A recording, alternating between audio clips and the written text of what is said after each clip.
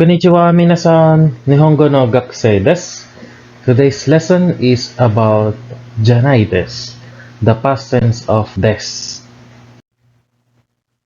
As we have learned in lesson 1, the equation or the basic sentence pattern we have A wa B desu, A wa B is. Yamada-san wa gakusei desu. Mr. Yamada is a student. Now we're going to make this sentence in a negative. How do we do that? We do that by changing des into janai desu. And the new equation is A wa B janai desu. A wa B is not. B here is a noun. Remember that. There is another rule for adjectives. So janai desu is a casual form used in spoken form and used with friends or casually. So here, for example, here are some of the examples. Karewa sensei janai desu. He is not a teacher. He is not a teacher. Arewa koukou janai desu. That is not a high school. Arewa koukou janai desu. それはあなたのカバンじゃないです。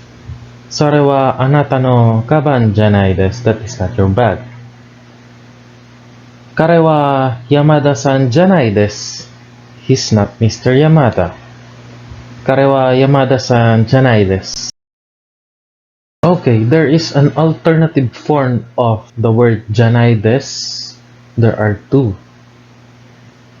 One is ja arimasen. Ja arimasen is more conservative speech style. It's polite and spoken. Of course, it's polite when you talk to some strangers. You must use the polite form. So you can say ja arimasen. For example, karewa Yamada-san ja arimasen. Another is dewa arimasen. Dewa arimasen is formal and most of the time or all of the time used in writing. Dewa arimasen. For example, we can say Karewa Yamada-san dewa arimasen. Is not Mr. Yamada, but again, we can use this only in writing. This is the equation for the convenience of everyone. Here, in the affirmative, x wa y desu. X is y. In the negative, x wa y janai desu. Or x wa ja arimasen.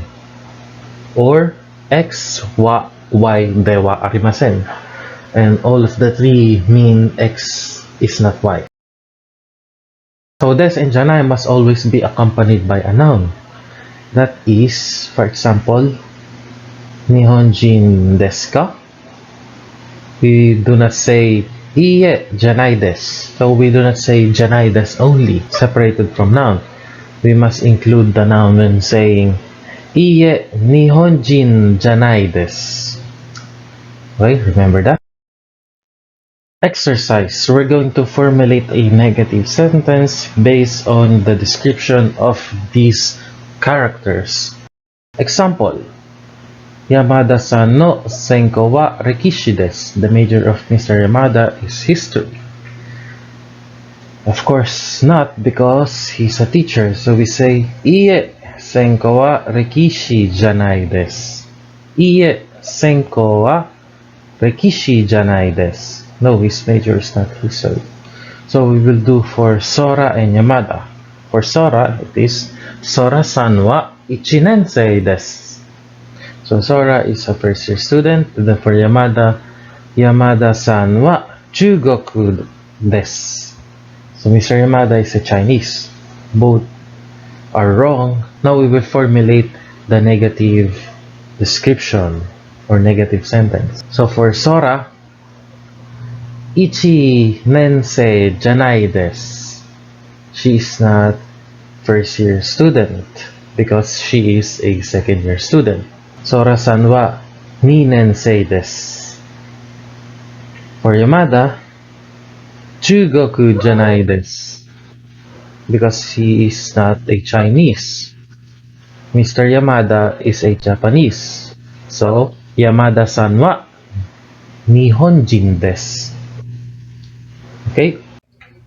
So I hope you have learned something today, and I want to thank you for listening. If you found my video interesting and useful, please like and subscribe. I will make more videos in the near future. 見てくれてありがとう。また会いましょう。